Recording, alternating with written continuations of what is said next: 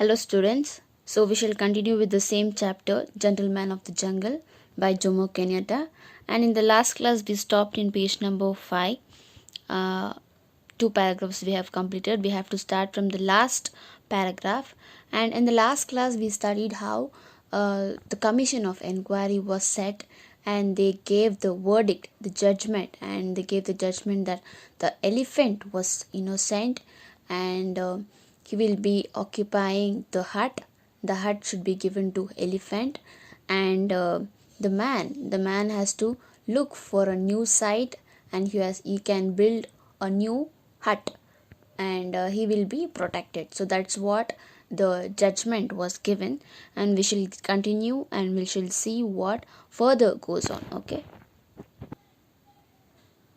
Okay, so we have to start from here.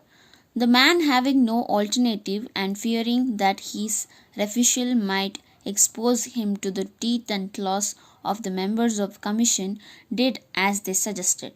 But no sooner he had built another hut than Mr. Rhinoceros charged in with his own lowered and ordered the so the man he did as he was suggested to do, because he was afraid, he feared to the teeth and claws of the commission. So because the commission of inquiry is filled with animals, okay, and he was scared, he was feared of the teeth and claws. He should not be destroyed or killed because of the teeth and claws of the commission. And so the man did as he was suggested, that so he did as he was suggested and built her new hut. Okay, but the same fate awaited. So he built a hut, and he looked for a new site, and built a hut.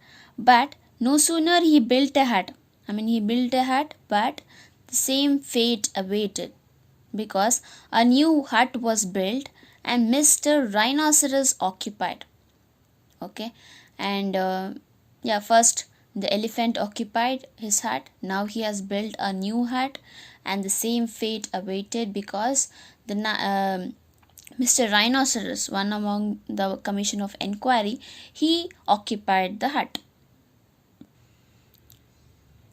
So the rhinoceros occupied the hut and ordered the man to quit. A royal commission was again appointed to look into the matter, and the same finding was given. So as soon as the rhinoceros occupied the hut, the man again went to the king, and there was a commission of inquiry.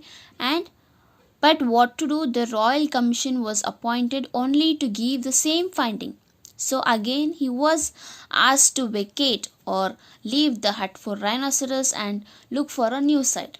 Okay, so this procedure was repeated until Mr. Buffalo, Mr. Leopard, Mr. Hyena, and rest were all accommodated with new huts. So the judgment or the verdict was given to build a new hut.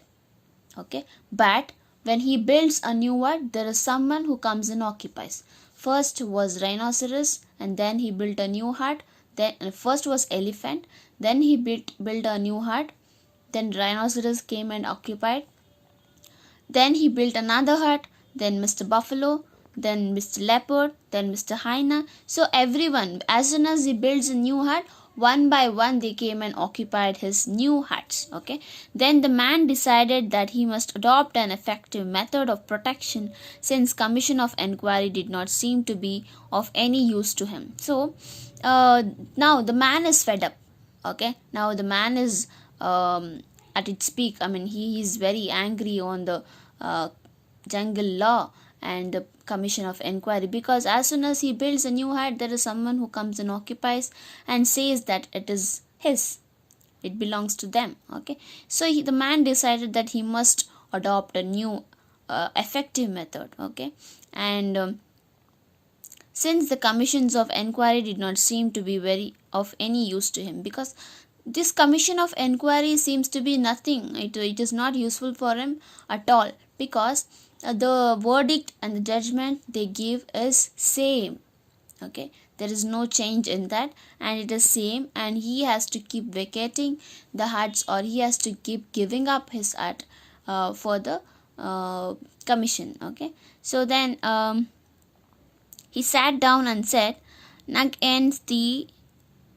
Okay, so that is in his language, I mean maybe African language, which literally means there is nothing that treads on the earth that can be trapped, or in other words, you can fool people for a time but not forever. So he says to the commission that you can fool a person once, but he will not be fooled again and again.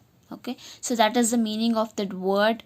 So there is, it is an inverted comma. Okay, so what that literally means, okay, then there is nothing that treads on earth that can be trapped. Okay, so you can trap a animal once, okay, you can fool a person once, but he won't be fooled again and again.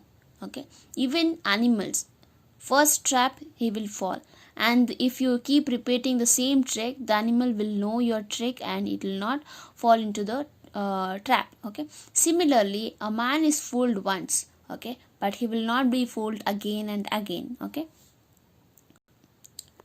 so as I already told you that the procedure went on till all were occupied, all were accommodated with new huts. The man by now had decided to adopt an effective method when the huts are already occupied by the jungle lords were beginning to decay. Okay, so when the huts already occupied by the jungle lords, they began to decay. So the huts which were occupied by the commission of enquiry, all the animals of the jungle, those huts began to decay. Okay, but by then he built a bigger and better hut. Okay, so we shall see that in next paragraph. Okay, early one morning when the huts already occupied by the jungle lords were all beginning to decay and fall to pieces, he went out and built a bigger and better hut a little distance away. So I already told you that when all the animals, all the jungle lords occupied all the huts, and it begins to decay, it starts to fall down, the hut begins to decay and it starts to fall down. Okay, so and then the man built a good and a better hut, bigger and a better hut, a little distance away from those huts. Okay, so that the animals can see it. No sooner had Mr. Rhinoceros seen it than he came rushing in, only to find that Mr. Elephant was already inside, sound asleep. Mr. Leopard next came in at the window. Mr. Lion, Mr. Fox, and Mr. Buffalo entered the doors, while Mr. Hyena howled for a place in a shade, and Mr. Alligator basked on the roof. Presently, they all began disputing about their rights of penetration, and from disputing they came to fighting, and while they were all embroiled together, the man set the hut on fire and burnt it to the ground, or jungle lords and all.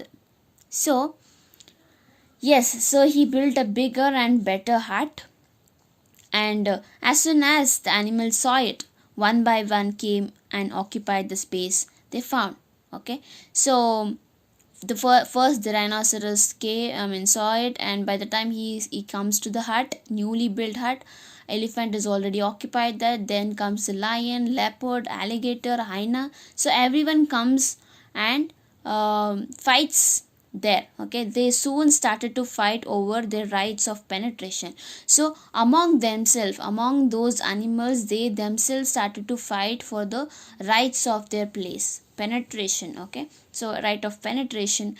The man found the perfect opportunity and set the hut on fire and burnt it to the ground while the animals were all inside. So he thought, the man, since he had built so many huts and all the animals occupied those huts, and now he has built a bigger and a better hut, and all the animals are inside the hut. So now he planned and executed a plan that he burnt the hut while all the animals were inside. Okay, so Then he went home saying, peace is costly, but it's worth the expense, and lived happily ever after. So, while concluding, well, in a way of concluding, he says he was finally relieved to find that peace is costly. So, if you want peace, you have to the word. I mean, the expense, the word, the expense. So, if you want peace, you have to fight. Okay, if you want peace, you have to execute or plan well.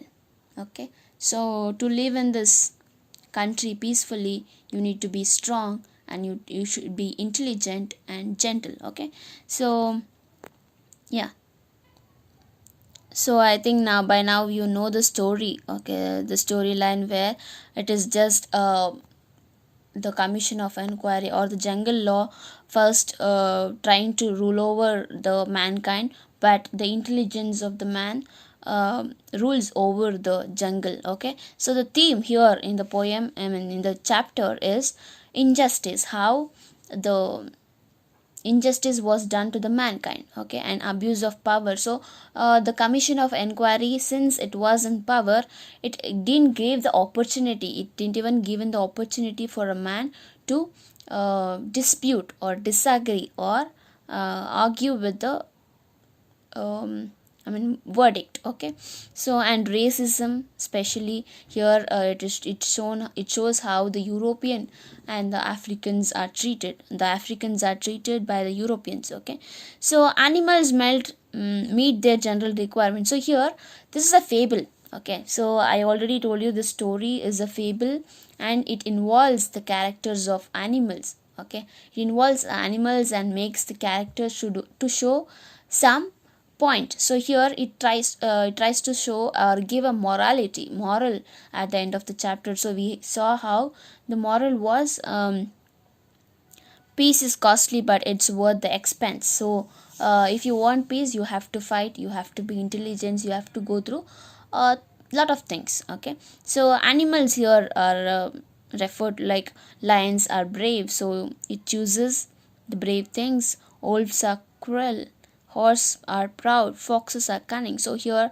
the chairman was fox. Okay, so he was so cunning that he supported his people and didn't even listen to the opposite, I mean the mankind. Okay, so the title refers to the British gentleman who always plays fair and who is just and has moral integrity. So here the gentleman here, who is there in the chapter, he is directly refers to the British gentleman who is fair, who plays fair, and who is just and has morals. Okay, and the contrast between this is jungle, that is primitiveness and lack of social and political development. So here the jungle shows the backwardness.